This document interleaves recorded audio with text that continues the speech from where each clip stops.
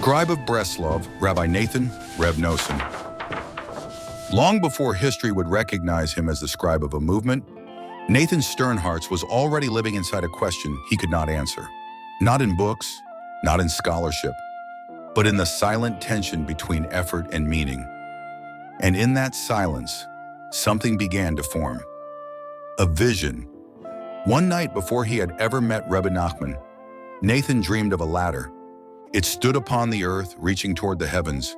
He climbed and fell. Again he climbed, and again he fell. Each ascent higher than the last, each fall deeper, until he could no longer rise. Then a voice came, "Climb and hold yourself strong."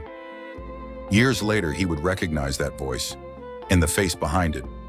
Born in 1780 in Nemiriv, Nathan Sternhartz was shaped by a world of study, discipline, and expectation. His father was a respected Torah scholar. His life path seemed predetermined. And yet, something within him broke from certainty. He studied deeply, he excelled, but something essential was missing, a connection that intellect alone could not provide. Among the disciples of Rabbi Levi Yitzchak of Berdichev, Nathan once participated in a simple assignment. He was sent to buy bread for a gathering, a trivial task. On his way, something inside him collapsed. He thought, "Is this my purpose in life? To go and buy bagels?" A wave of spiritual anguish overtook him. He entered a synagogue alone. He recited Psalms until exhaustion.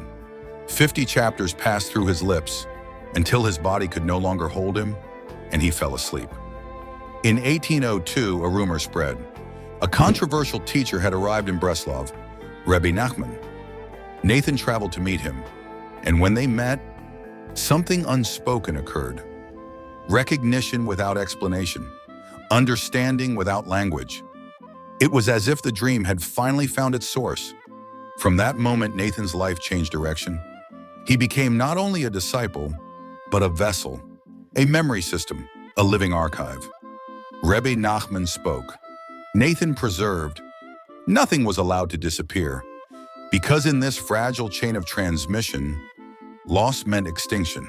In 1810, Rebbe Nachman died in Uman at the age of 38. A movement collapsed into uncertainty. In the world of Hasidism, leadership was inherited, but here there was no successor. Nathan refused to replace his teacher. He declared, "The Rebbe remains the Rebbe."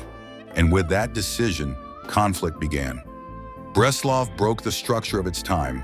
No dynasty, no successor, no replacement authority. Among the strongest opponents was Rabbi Moshe Zvi of Savran. But opposition did not remain theological. It became organized and political. Opponents accused Nathan of heresy, then of subversion, then of treason. They brought their claims to Russian authorities. A spiritual disagreement became a criminal case. He was arrested, charged with treason, exiled to his hometown, placed under house arrest, and watched. But persecution did not stop there. It deepened. At one point, the movement shrank to only a handful of followers, 5 students, barely a remnant of what once was. And yet Nathan continued writing, as if the future already existed. As Rosh Hashanah approached, Nathan obtained permission to travel. Secretly, he went to Uman, to the grave of Rebbe Nachman, but he was discovered, reported, and arrested again on the night before the holy day. The timing was precise, intentional, designed to break the gathering, yet even in interruption, the pilgrimage survived. Beyond political persecution, another battle emerged, a battle over text. Rabbi Avraham Yehoshua Heschel of Apt opposed the publication of the stories in vernacular form. He feared that sacred teachings would be reduced. Nathan refused to stop. He printed them anyway, with Hebrew above and translation below. Books became resistance. Printing became survival. In 1838, Rabbi Moshe Zvi of Savran died. The organized opposition collapsed. For the first time in decades, Nathan was no longer hunted with the same intensity, and he returned fully to his mission. He built a printing press. He preserved teachings that were nearly lost. He transformed philosophy into prayer, law into spiritual interpretation, and memory into structure. But something deeper was also happening. Once people mistakenly began to see him as the Rebbe himself. He reacted immediately. "I am not the Rebbe. I am not the Rebbe." A rejection not of respect, but of identity. He was not the source, only the transmitter. Years later, witnesses described a moment.